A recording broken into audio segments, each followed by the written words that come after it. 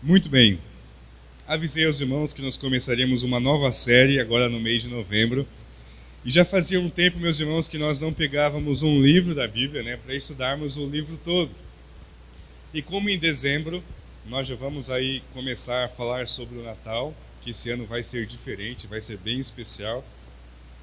Vamos ter uma série de mensagens somente sobre isso.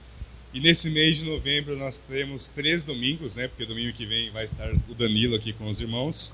E aí o tema vai ser a abertura da campanha de missões. Então nós temos 3 domingos, esse e mais 2. Depois de pensar um pouco, meus irmãos, Tito foi um livro que me veio à mente, foi um livro que nós estudamos muito no seminário.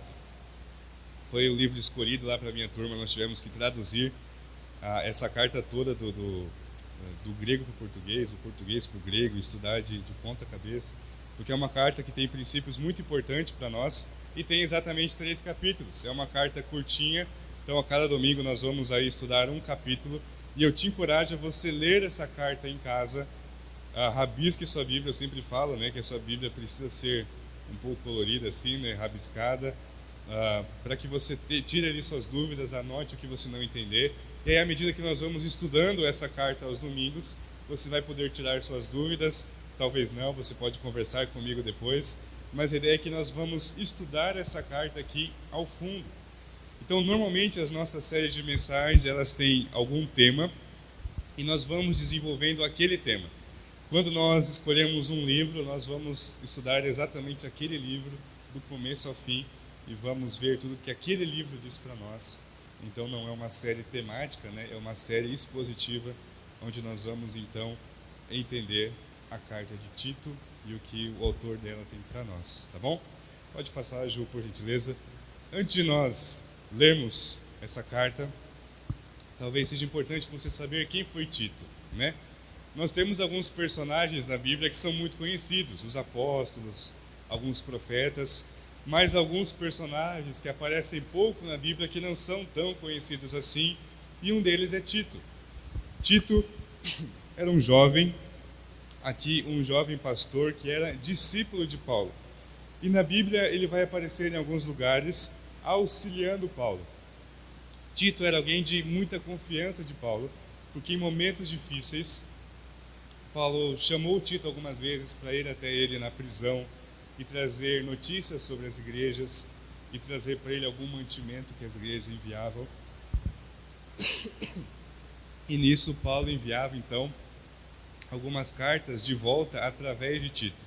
Então Tito era alguém de confiança de Paulo. Há um episódio muito emblemático lá no livro de Atos, onde Tito ele é usado como prova de que ele era um estrangeiro, e que conhecia Jesus, porque naquela época alguns dos discípulos e os judeus não acreditavam que um gentil, que um estrangeiro poderia se converter a Jesus sem antes se tornar judeu. Então eles falavam, olha, para você ser salvo, você precisa primeiro ser judeu e depois crer em Jesus, Só que Tito era um rapaz grego que creu em Jesus e não se tornou judeu. E aí Paulo leva Tito com ele para um grande concílio lá com alguns pastores, os apóstolos, os discípulos. E aí Tito então dá o seu testemunho. E mesmo sendo jovem, ele não fica com medo. Ele prova que mesmo sendo um estrangeiro, ele creu em Jesus e era salvo. Então Tito se torna um rapaz de muita confiança de Paulo. E nessa carta aqui, pode passar, Ju, nós temos a razão dessa carta no versículo 5, que é o que está projetado ali, que diz, é Paulo dizendo para Tito, a razão de tê-lo deixado em Creta foi para que você pusesse em ordem o que ainda faltava e constituísse presbíteros em cada cidade, como eu o instruí. Então, em determinado momento dessa relação entre Paulo e Tito, Paulo envia Tito para uma ilha, a ilha de Creta. E ali Tito, então, mesmo sendo jovem, ele ficaria responsável por organizar aquelas igrejas. Então, Paulo diz aqui, a razão de eu ter te deixado em Creta foi para que você pusesse em ordem o que ainda faltava e constituísse líderes, presbíteros em cada cidade. Então Paulo deixa Tito, mesmo sendo um rapaz muito jovem, para organizar ali as igrejas de Creta. Pode passar, Ju? Para os irmãos saberem, é importante a gente conhecer esse contexto. Creta é essa ilha aqui de baixo, que fica na Grécia. Então essa aqui mais de baixo, uma das maiores ilhas ali desse país. Pode passar, Ju. E é assim que essa cidade está hoje. É uma cidade turística, muita gente vai lá para conhecer, para viajar, porque é realmente muito bonito.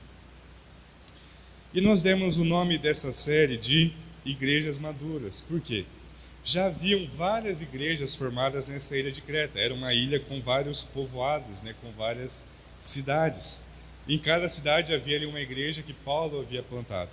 Então Paulo vai enviar Tito ali para que ele pudesse organizar essas igrejas, colocar em ordem, para que essas igrejas crescessem, se desenvolvessem, se tornassem igrejas maduras. Nós vamos ler aqui durante o texto e vamos entender que essas igrejas eram tudo menos igrejas maduras. A ilha de Creta, meus irmãos, era conhecida, o povo da ilha de Creta, pela perversidade. Nesses tempos bíblicos, né, do Novo Testamento, normalmente cidades que tinham ali portos, eram cidades marítimas, tinham uma promiscuidade muito grande, por causa dos marinheiros, né, que passavam ali até anos em alto mar, vinham para as cidades marítimas ali para o porto e passavam algum tempo ali, e ali se relacionavam com mulheres, sacrificavam para os deuses estrangeiros. Então eram cidades ali bem promíscuas, né? E a ilha de Creta era assim. Quando nós encontramos alguns historiadores da época, escritores da época, falando sobre o próprio povo de Creta, eles escreviam como um povo perverso, um povo ali preguiçoso, que gostava de bagunça, que gostava da comilança, enfim. E isso eram dizeres da época de pessoas não cristãs, mas que conviviam com aquelas pessoas naquela época. Então, é nesse contexto que Tito é enviado por Paulo para organizar igrejas em uma ilha onde a promiscuidade era muito grande. Então, nós vamos ler o primeiro capítulo, vai ser projetado ali para os irmãos. Se você puder abrir a sua Bíblia aí também, porque você vai poder ir anotando conosco. O primeiro capítulo tem apenas 16 versículos, então nós vamos lê-lo por completo, tá bom? Tito, capítulo 1.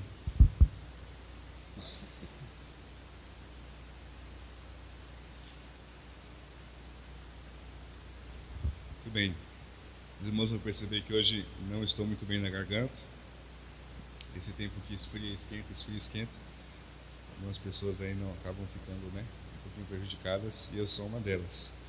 Tito, capítulo 1, nós vamos ler o capítulo todo. Preste bastante atenção nessa leitura. Depois nós vamos passando por alguns pontos aqui, mas para que nós possamos entender o que está acontecendo. Diz assim: Paulo, servo de Deus e apóstolo de Jesus Cristo, para levar os eleitos de Deus à fé e ao conhecimento da verdade que conduz à piedade.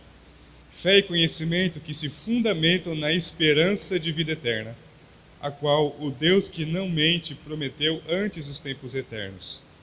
No devido tempo, ele trouxe à luz a sua palavra por meio da pregação a mim confiada por ordem de Deus, nosso Salvador. A Tito, meu verdadeiro filho em nossa fé comum, graça e paz da parte de Deus Pai e de Cristo Jesus, nosso Salvador. A razão de tê-lo deixado em Creta foi para que você pusesse em ordem o que ainda faltava e constituísse presbíteros em cada cidade, como eu o instruí. É preciso que o presbítero seja irrepreensível, marido de uma só mulher, tenha filhos crentes que não sejam acusados de libertinagem ou de insubmissão. Por ser encarregado da obra de Deus, é necessário que o bispo seja irrepreensível, não orgulhoso, não briguento, não apegado ao vinho, não violento, nem ávido por lucro desonesto. Ao contrário, é preciso que ele seja hospitaleiro, amigo do bem, sensato, justo, consagrado, tenha domínio próprio. E apegue-se firmemente à mensagem fiel, da maneira como foi ensinada, para que seja capaz de encorajar outros pela sã doutrina e de refutar os que se opõem a ela. Pois há muitos insubordinados que não passam de faladores e enganadores, especialmente os do grupo da circuncisão. É necessário que eles sejam silenciados, pois estão arruinando famílias inteiras, ensinando coisas que não devem, e tudo por ganância. Um dos seus próprios profetas chegou a dizer: cretenses sempre mentirosos, feras malignas, glutões preguiçosos. Tal testemunho é verdadeiro, Portanto, repreenda-os severamente para que sejam sadios na fé e não deem atenção a lendas judaicas, nem a mandamentos de homens que rejeitam a verdade. Para os puros, todas as coisas são puras, mas para os impuros e descrentes, nada é puro. De fato, tanto a mente como a consciência deles estão corrompidas. Eles afirmam que conhecem a Deus, mas por seus atos o negam, são detestáveis, desobedientes e desqualificados para qualquer boa obra. Queridos, com certeza você já viu notícia, algum vídeo que você recebeu ali no seu WhatsApp ou em alguma rede social, viu na televisão, alguma bizarrice acontecendo em alguma igreja aqui no Brasil, né? De tempos em tempos nós recebemos notícias de coisas que acontecem em algumas igrejas no nosso país. E nós poderíamos usar vários exemplos. Pesquisando um pouquinho, quando eu preparava a mensagem, eu vi ali sobre um pastor que também era dentista e prometia no culto que Deus faria nascer dentes de ouro nos irmãos, que tivessem fé, unção e tudo mais. E aí algumas pessoas tinham ali no culto, ou fingiam, e as pessoas ficavam maravilhadas. Algum tempo atrás surgiu, não sei se você já viu algum vídeo sobre isso, a unção do riso. O que é isso? Você era tomado do Espírito Santo de uma maneira tão grande que você não parava de gargalhar no meio do culto. Isso ia se contagiando, então os irmãos imaginam a gente aqui cultuando a Deus e todo mundo rolando no chão de dar gargalhada e rindo. E isso era uma unção do Espírito Santo. Há um tempo atrás eu vi numa igreja agora na África, e essa aqui chega ao absurdo, mas as pessoas ali acreditam, a unção do futebol. O pastor pegava uma bola de futebol, saía correndo na igreja, driblando os irmãos. Quando ele driblava o irmão caía e começava a dar cambalhota, e era assim.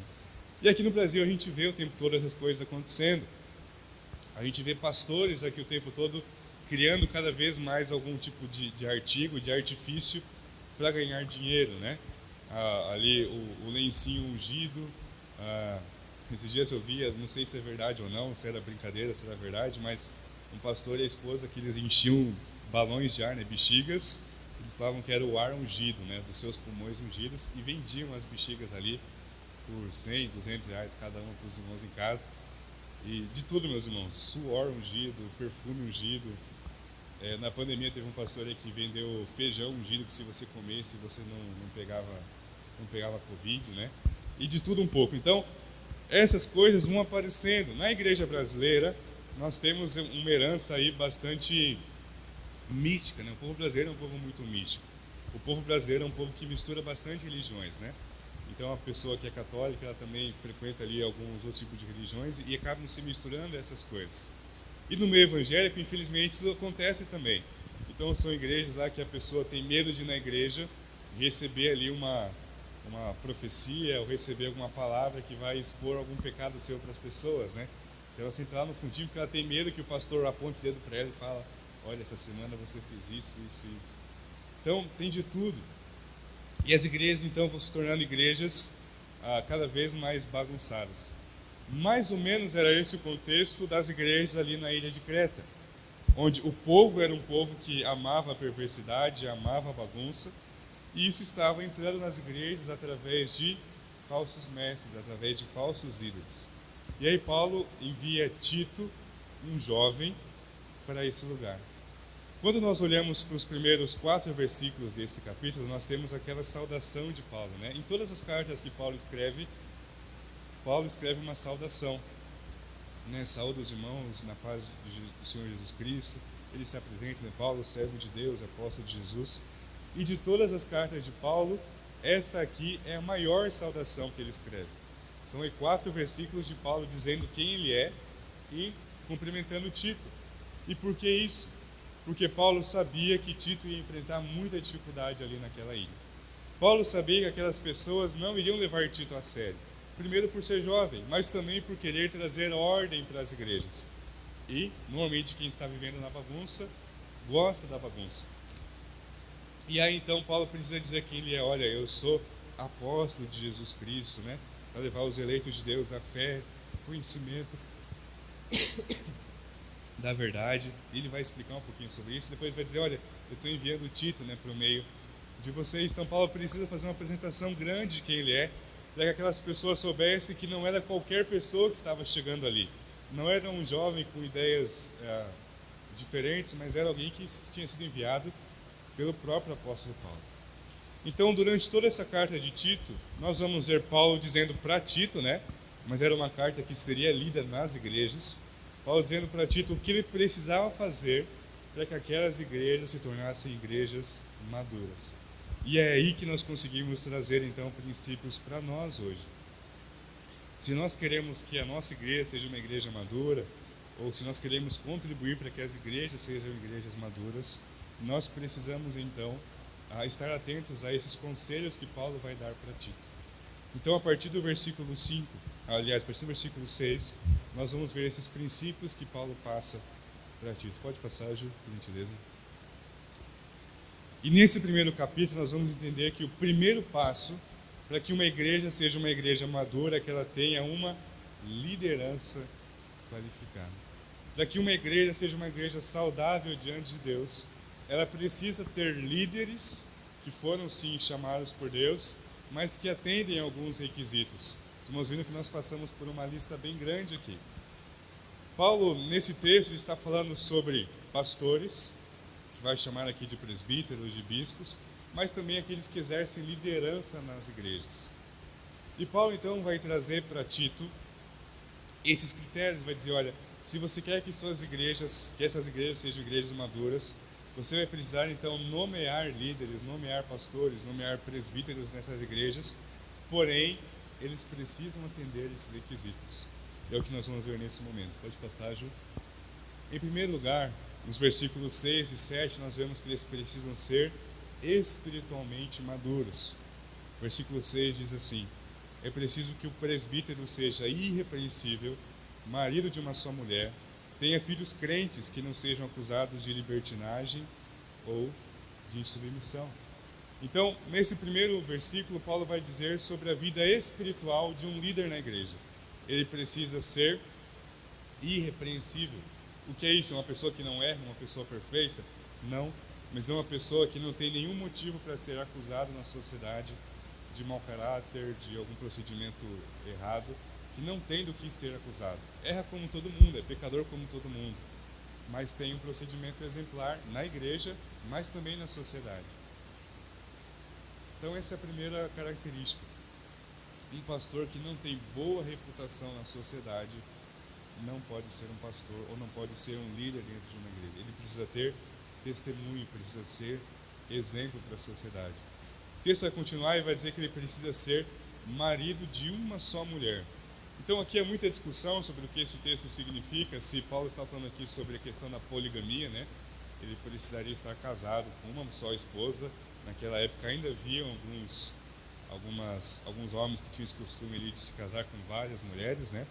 Ou Paulo estaria falando aqui sobre a questão do divórcio, que seria necessário que um pastor, um líder na igreja, não fosse casado mais de uma vez, mas que fosse ali casado com a sua esposa, sua primeira esposa, para dar esse exemplo para a igreja de alguém que lutou e tem investido no seu casamento, e não alguém aí que acabou perdendo isso de vista durante a caminhada. E Paulo vai falar também sobre a questão dos filhos, né? Que tenha filhos crentes, que não sejam acusados de libertinagem ou de insubmissão.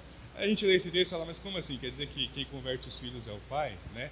Não, quem converte os filhos é o Espírito Santo, é o Senhor Jesus, não somos nós, mas quer dizer que enquanto os filhos daquele homem estão debaixo da sua autoridade, eles são filhos que honram a autoridade do seu pai.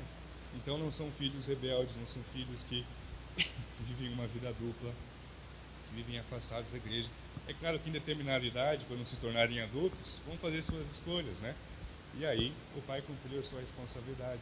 Mas quer dizer que enquanto estão sob a tutela ali dos seus pais, são filhos que também dão bom testemunho.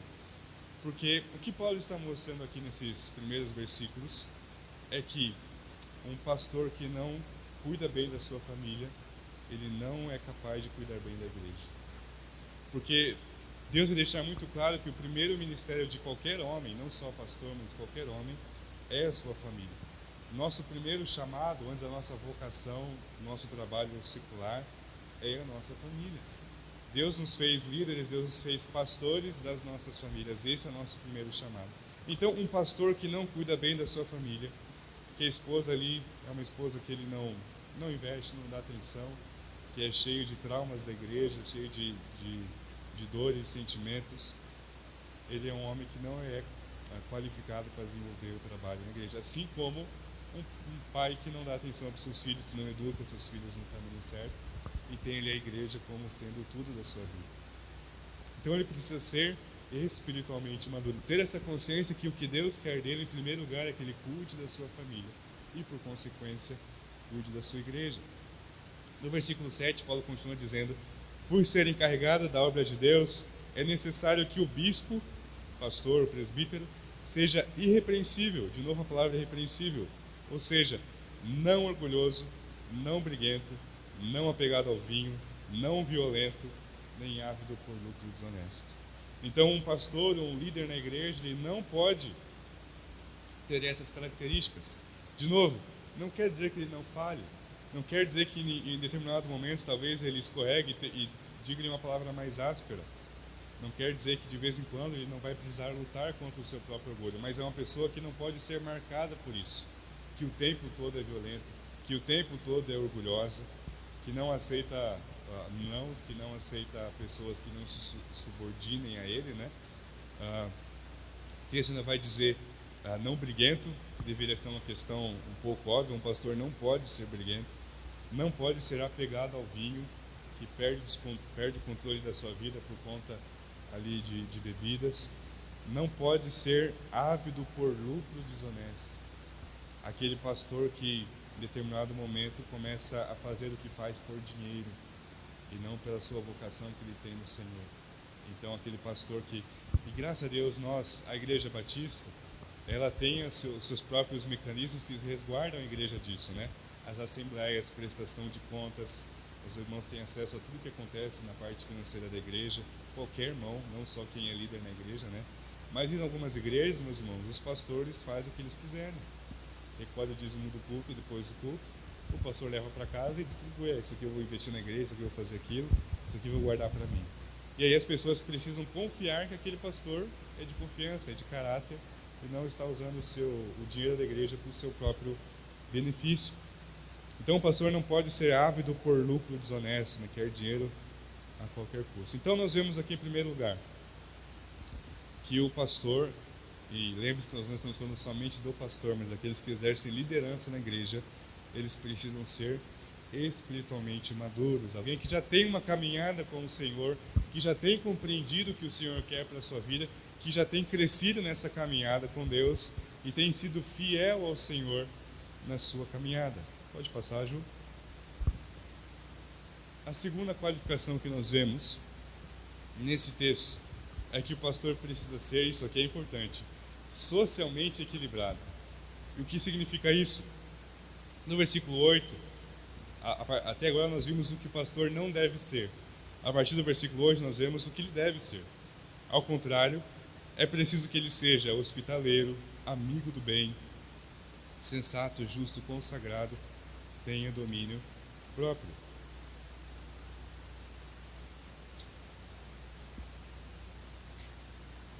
E aqui, meus irmãos, nós estamos vendo questões que têm a ver com os seus relacionamentos, né? Um pastor, um líder de uma igreja, ele não é alguém que vive numa bolha, né? Que não se interage com a sociedade. Por mais que ele esteja, talvez a maior parte envolvida com pessoas da igreja, ele também interage com pessoas que não conhecem a Jesus, como qualquer outra pessoa. E o texto vai dizer para nós que ele precisa ser hospitaleiro, ou seja, alguém que recebe as pessoas em casa, gosta de receber as pessoas em casa, gosta de estar na casa dos outros também, não entrando em qualquer hora, né, sendo ali um pouco insensato nesse sentido, mas gosta de estar junto com os irmãos. Amigo do bem, gosta do bem, né, compactua com o que é bom, é sensato, ou seja, tem sabedoria para tomar decisões, é alguém justo, não toma decisões com parcialidade, né, e é consagrado a Deus. E tem domínio próprio, sabe se controlar e tudo mais. Então, são questões que têm a ver com o nosso convívio social. No versículo 8, como o pastor ou o líder de uma igreja se relaciona com outras pessoas. E de novo, nós olhando para esse texto, e a gente pode pensar, puxa, tem que ser alguém perfeito então, né? Tem todas as qualificações. Não, meus irmãos, mas tem que ser alguém que é marcado por essas questões, que não tem do que ser acusado, que não tem do que ser aí de alguma forma desprezado por algum ato seu ou por alguma característica sua. Então assim deve ser com o pastor e com os líderes da igreja. Pode passar, Ju. E por último, eles precisam ser saudáveis doutrinariamente, conhecimento da palavra, conhecimento bíblico, teológico. Versículo 9 vai dizer: e apegue-se firmemente à mensagem fiel, da maneira como foi ensinada, para que seja capaz de encorajar outros pela sã doutrina e de refutar os que se opõem a ela. Então precisa ser alguém que se apega firmemente à palavra, à Bíblia, né, à mensagem fiel, como lhe foi ensinado, ou seja, alguém que aprendeu de alguém que foi instruído, foi ensinado, não alguém que surge ali por acaso. Por isso a gente preza muito para que os pastores façam seminários, façam faculdades teológicas, vão estudar a Bíblia, vão ser ensinados por alguém, para que ele seja capaz de encorajar os outros, usando a palavra, e de refutar aqueles que se opõem à palavra. Tenha conhecimento para que possa alimentar a igreja, para que possa encorajar os irmãos com a palavra de Deus, e ao mesmo tempo ser alguém que, quando surge algo estranho, algum ensinamento estranho, que se opõe a ela. Então, meus irmãos, se todas as igrejas seguissem essa cartilha aqui para os seus pastores, nossas igrejas seriam muito mais saudáveis, né? Às vezes há igrejas que, quando vão convidar um pastor, nem sabem desse texto, nem se atentam para isso. Convidam um pastor, se ele prega bem, se o pessoal dá risada e fala, não, a gente quer ele como pastor, e se torna o pastor da igreja. E só depois dessas coisas vêm à tona. Então precisamos ter esses cuidados, mas também com as lideranças da igreja. O que Paulo está dizendo aqui para nós, meus irmãos, é que igrejas maduras são igrejas que têm líderes, que têm lideranças. A partir do momento que nós caminhamos com Jesus, que nós desenvolvemos a nossa caminhada com Deus, nós precisamos estar crescendo. Nós não podemos ser sempre, meus irmãos, aqueles cristãos que só recebem, que só sentam e ouvem, que só sentam e são ensinados. Em algum momento da vida nós precisamos dar esse passo para nos tornarmos aqueles que vão ensinar, que vão discipular, que vão agregar na vida de outros. Isso é para todo cristão, não é só para o pastor, não é só para o líder, para a diretoria da igreja, é para todos nós. À medida que nós vamos amadurecendo na fé, o livro de Hebreus vai falar sobre isso, nós precisamos evoluir do leite materno espiritual para o alimento sólido, comer cada vez mais alimento sólido. Nós então somos capacitados a fazermos isso na vida de outras pessoas. Nós somos capazes de sentar com alguém e dar um conselho. Olha, Deus fala tal coisa lá na Bíblia, você está passando por isso, tem um versículo que fala tal coisa. Olha, sua família está acontecendo tal coisa, eu lembro de um texto que fala isso. Uma vez eu passei por isso, Deus fez assim. E nós precisamos então estar investindo na vida dos outros. Isso é a liderança que é formada na igreja. Igrejas maduras, igrejas saudáveis, meus irmãos, são igrejas que possuem ali várias pessoas capazes de liderar, de investir na vida dos outros. Não quer dizer que todo mundo tem que pregar aqui na frente, tem que pegar o microfone e vir na frente e ensinar. Não é isso que a gente está falando. Mas quer dizer que todos nós, em algum momento da vida, precisamos ser capazes de influenciar, de fazer discípulos. Ou seja, você ser capaz de sentar com alguém e você investir na vida daquela pessoa. Você aconselhar, você ensinar alguém e não só ser ensinado. E por que isso é tão importante? Pode passar, Ju. Eu já cheguei lá. Há uma grande missão, meus irmãos, do porquê existem essas pessoas na igreja. Porque, a partir do versículo 10, a Bíblia vai dizer o seguinte: há muitos insubordinados que não passam de faladores e enganadores, especialmente os do grupo da circuncisão. Paulo está falando aqui dos judeus que não aceitavam Jesus. E é necessário que eles sejam silenciados, pois estão arruinando famílias inteiras, ensinando coisas que não devem, e tudo por ganância. Então Paulo está dizendo aqui que existem muita gente dentro das igrejas, fora das igrejas, que ensinam coisas absurdas, que são faladores e enganadores, e que no fundo só se importam com o seu próprio lucro, com a sua própria ganância. E Paulo vai dizer que essas pessoas precisam ser silenciadas. Agora, é necessário que nós tenhamos uma cultura de igreja onde nós todos sejamos cristãos saudáveis, para que quando nós virmos algum irmão caindo em alguma dessas falácias, todos nós sejamos capazes de ensinar. Os irmãos sabem que a pregação de domingo normalmente dura ali meia hora, 40 minutos no máximo, né? Isso é um dia na semana, 40 minutos. Saindo daqui, todos nós vamos para as nossas casas e durante a semana a gente ouve música, a gente assiste filmes, tem gente que assiste pregações no YouTube. Isso é muito bom, a gente se alimentar. Eu faço isso durante a semana. Porém, no meio de tudo isso, tem muita coisa que nos afasta daquilo que Deus quer para nós. E existem sim pessoas que durante a semana vão assistir pastores, outras igrejas, que falam ali coisas que nós não cremos que seja vindo de Deus, que seja verdade do Evangelho, e estão sendo enganadas por isso. E é óbvio que é difícil, talvez, o pastor ali policiar todo mundo, né? Ele nem deve fazer isso, saber que todo mundo está fazendo e tudo mais. Mas nas conversas entre os irmãos, às vezes vai surgir: será que aquilo lá é verdade? E fica aquela dúvida, ninguém sabe se é verdade ou não.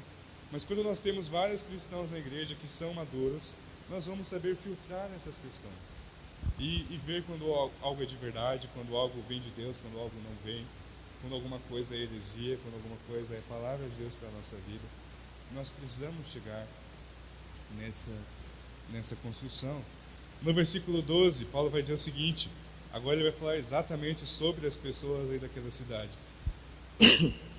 Um dos seus próprios profetas chegou a dizer: cretenses sempre mentirosos, feras malignas, glutões preguiçosos. Então, alguém de dentro daquele contexto falando isso sobre aquelas pessoas. E Paulo vai dizer no versículo 13: tal testemunho é verdadeiro, portanto, repreenda-o severamente, para que sejam sadios na fé e não deem atenção a lendas judaicas nem a mandamentos de homens que rejeitam a verdade. Então, são pessoas que estão sendo levadas por ensinos estranhos, por lendas. Tem muito crente que não acredita em algumas lendas. Não posso falar o nome do diabo se ele aparece na minha casa. Não posso fazer tal coisa, senão vai acontecer tal coisa. Não posso chegar em casa e pisa com o pé direito em casa, com medo de pisar com o pé esquerdo. Superstições. E muito crente que crê em Jesus, que foi salvo, acredita nessas coisas. Sendo que nós temos um Deus Todo-Poderoso, nós somos levados por essas coisinhas por falta de conhecimento, por falta de maturidade com Deus. Então é necessário que nós tenhamos pessoas assim em nosso meio, para que nós não deixemos que pessoas no nosso meio que talvez estejam ainda começando, não aprenderam, não entenderam muito sobre Jesus, sejam levadas por essas coisas e nós possamos ajudá-los. É interessante que em determinado momento Paulo vai falar sobre repreensão. Ele vai dizer o seguinte: olha, essas pessoas que estão sendo levadas por esses ensinos, não é só você chegar lá e falar: querido, vem aqui, o que você está vendo é errado e tal. Paulo vai dizer: você precisa repreendê-los, porque eles sabem o que é verdade, ou têm a verdade à sua disposição, que é a Bíblia, e estão sendo levadas por essas questões. Meus irmãos, nós sofremos, há um versículo no Antigo Testamento que fala sobre isso, nós sofremos por falta de conhecimento. Nós erramos na nossa vida, nós tomamos decisões erradas, nós somos levados aí por falsos ensinos, às vezes por falta de conhecermos a verdade, a palavra de Deus. E aí, por não conhecermos qualquer coisa que aparece para nós, Tiago vai falar sobre isso na carta de Tiago, quando nós somos levados por qualquer onda, qualquer vento de doutrina, qualquer coisa que aparece, a gente fica desesperado. Sabe aquelas previsões de quando o mundo vai acabar? Aparece um pastor falando numa igreja que ele recebeu uma visão de Deus que esse ano o mundo vai acabar. E tem gente que fica com medo. Puxa, será que é verdade? Será que não é? Será que não é? É claro que não. Mas nós precisamos ter uma fé sólida, uma fé firmada em Jesus, para que nós tenhamos convicção daquilo que nós cremos, e não uma fé instável. Continuando no versículo 15, Paulo vai dizer: para os puros todas as coisas são puras, mas para os impuros e descrentes nada é puro. De fato, tanto a mente como a consciência deles estão corrompidas. Eles afirmam que conhecem a Deus, mas por seus atos o negam. São detestáveis, desobedientes e desqualificados para qualquer boa obra. Queria dizer, Paulo não está falando aqui de pessoas que não conhecem Jesus, pessoas de fora da igreja. Ele está falando de gente que afirmava que conhecia a Deus, mas justamente pelos seus atos negavam isso. Gente que fala que crê em Deus, mas a sua vida demonstra outra coisa. Gente que fala uma coisa e vive outra, não tem ali coerência na sua vida. Paulo vai dar alguns adjetivos bem fortes para essas pessoas. Paulo vai dizer que eles são detestáveis, desobedientes, desqualificados. 3D, né? Detestáveis, desobedientes, desqualificados. De novo, Paulo não está falando sobre aquela pessoa que não conhece Jesus ainda, que está lá fora, que precisa ser alcançada, que nós precisamos ir atrás. Paulo está falando de gente de dentro, que afirma que conhece a Deus, mas as suas atitudes dizem o contrário. E o que Paulo está dizendo para nós é que as pessoas fazem estrago na igreja, porque elas acabam, de certa forma, confundindo quem é novo na fé. Ao invés de ensinar as pessoas a viverem aquilo que Deus tem para elas, elas ensinam a viver o contrário do que Deus tem para elas. E Paulo vai dizer que eles são desobedientes, a desobediência deles são desqualificados para qualquer boa obra. É gente que não é qualificada para servir na igreja em nenhuma área. Não é nem questão aqui de ser um líder na igreja, mas em nenhuma área. Justamente por viver uma vida que desagrada a Deus. Então, meus irmãos, esse primeiro capítulo de Tito é um capítulo forte. Paulo não começa aos poucos nessa carta. Paulo não começa assoprando, Paulo começa dizendo palavras duras, Paulo começa indo na raiz, porque Paulo sabia o que Tito enfrentaria ali naquelas cidades. E a gente precisa lembrar que essa carta era para Tito, mas Tito leria essa carta nas igrejas. E essa carta confrontaria as igrejas que tinham pastores, líderes que não cumpriam esses requisitos. Então você imagina Tito chegando na igreja falando: ó, Paulo tem um recado para vocês. O pastor precisa ser assim, assim, assim, assim. E os pastores ali não eram nada disso. A reação que Tito enfrentaria, a reação, né? Então, queridos, é um texto forte, mas se nós queremos uma igreja madura, se nós queremos igrejas maduras, nós precisamos investir em lideranças na igreja que agradem a Deus. E a gente não está falando de pessoas de fora, então a gente precisa trazer mais pastores para a igreja que vão ser homens que cumprem esses requisitos. Paulo está falando da gente. Nós precisamos nos levantar dentro da igreja e aos poucos irmos nos tornando líderes dentro da igreja. Nós não podemos terceirizar isso para outras pessoas. E meus irmãos, Deus tem dentro de você aquelas áreas que você já gosta de servir, que você já gosta de atuar, que você já gosta de ajudar. Então tem gente que atua no louvor, tem gente que gosta de trabalhar com jovens, tem gente que gosta de trabalhar lá atrás na parte de mídias, tem os casais na igreja, decoração, enfim, tem gente que precisa se colocar na frente e dizer: eu quero ajudar, Deus me coloca nesse lugar, eu quero servir ao Senhor. O Gabriel gosta de tirar foto, faz parte do ministério das fotos, e Deus está usando a vida dele, e assim Deus vai usando as nossas vidas. E nós precisamos nos levantar, meus irmãos, e não terceirizar isso para as outras pessoas. Uma coisa que eu sempre comento com a Ju, e não só com a Ju, mas em qualquer igreja, nós estávamos em alguma igreja aí algum tempo atrás, semana passada, conversando sobre isso. Meus irmãos, isso é unanimidade em qualquer igreja que você vai, em qualquer lugar do mundo, em qualquer denominação. Normalmente as pessoas que mais reclamam, criticam, põem defeito, são aquelas que menos servem na igreja. Porque aquelas que estão servindo, estão com o coração ali, são aquelas que querem que a igreja cresça, são aquelas que estão envolvidas, que estão orando pela igreja, que estão trabalhando, que estão vivendo a igreja. E aqueles que só vêm de fora percebem as falhas, percebem os erros. Não teve tal coisa, mas fulano de tal não fez tal coisa. E talvez a solução seja exatamente Deus usar a vida daquela pessoa. Então, meus irmãos, agora falando um pouquinho da nossa igreja, é claro que nós olhamos e vemos necessidades da nossa igreja. Agora, até quando nós vamos terceirizar isso para outros? Tal pessoa podia fazer tal coisa, ela faz bem. Mas o pastor tem que ver isso aí, porque está faltando tal coisa. Eu acho incrível quando algum irmão vem assim para mim: pastor, você viu que tinha visitante no culto lá, o pastor falou com a pessoa tal? Falei, você falou? E a pessoa, não falou, tal, deixa o pastor. Então as pessoas às vezes acabam terceirizando aquilo que todos nós podemos fazer. Pastor, aquela pessoa está precisando de oração, acho bom o senhor falar com ela. Tá bom, mas você já conversou com ela, tem orado com ela? Não sei o quê. Então a gente terceiriza isso para outras pessoas, quando nós podemos fazer. Se nós estamos instigando uma necessidade, meus irmãos, provavelmente é porque Deus colocou aquilo nos nossos olhos, Deus colocou aquilo na nossa frente. Então, pode passar, Ju. Uma igreja madura precisa de líderes maduros. Uma igreja que multiplica, uma igreja que cresce, precisa de gente que multiplica gente. Gente que não terceiriza, mas que quer investir na vida de outras pessoas. E quer ser usada por Deus para alcançar a vida de outras pessoas.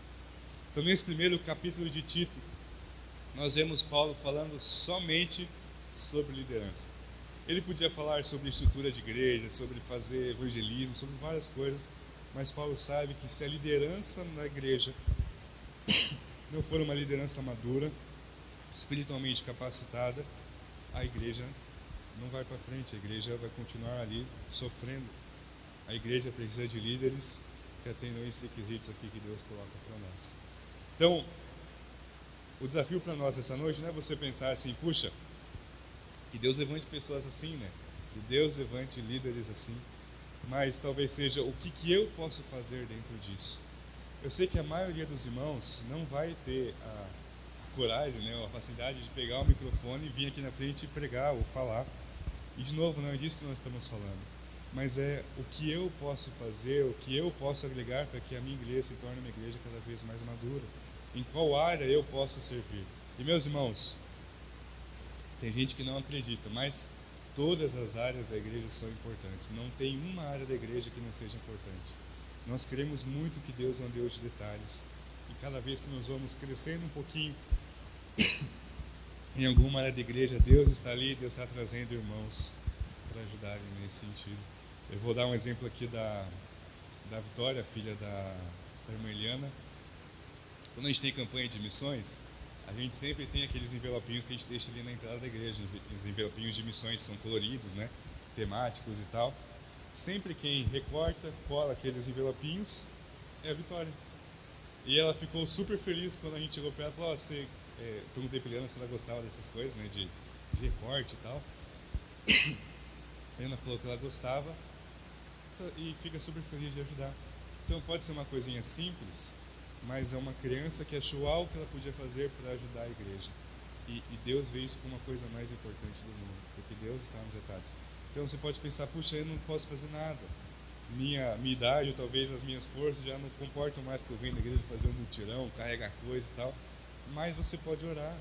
Você pode se colocar na brecha e talvez orar, mas não aquelas orações genéricas. Talvez ir atrás dos irmãos, perguntar e tentar saber o que está acontecendo na igreja com a vida dos irmãos para poder estar orando. O que está acontecendo nas famílias para poder estar orando.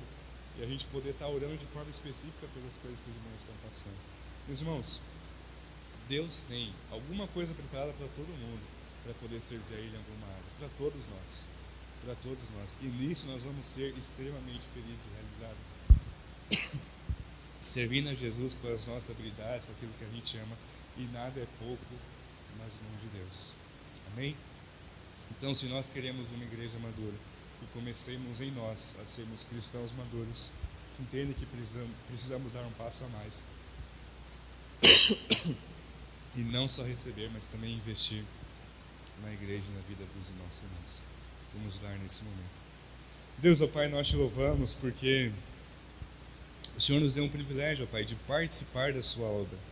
O Senhor poderia estar aqui em pessoa, ainda Jesus poderia estar aqui fisicamente, evangelizando, curando, salvando, transformando pessoas, e o Senhor faria esse trabalho muito melhor do que nós. Mas o Senhor escolheu delegar essa grande missão para que nós cumpríssemos, ó Pai, aquilo que Jesus começou. Então não permita, ó Deus, que nós fiquemos de fora disso. Nos ajude, ó Pai, a criar coragem, a não ficarmos acomodados ou confortáveis, ó Pai, em não fazer nada para o Senhor, ou então fazemos muito pouco. Que nós sempre busquemos mais e mais e mais, e temos essa experiência de servir ao Senhor Jesus com aquilo que nós sabemos fazer. De investir na vida de alguém com aquilo que o Senhor investiu na nossa vida, de um dia termos a capacidade de aconselhar alguém, de falar de Jesus para alguém, e sermos bênção na vida de outras pessoas, ó Pai. Nos ajude a não buscarmos somente as suas bênçãos, Deus, mas que nós sejamos bênção na vida das outras pessoas.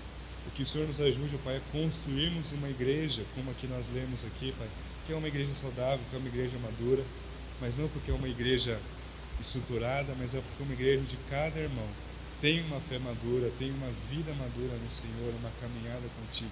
E sabe, ó Pai, decidir, sabe viver de acordo com a sua vontade. Que o Senhor nos capacite a vivermos isso nas nossas vidas. É o que nós oramos, ó Pai, em nome de Jesus. Amém.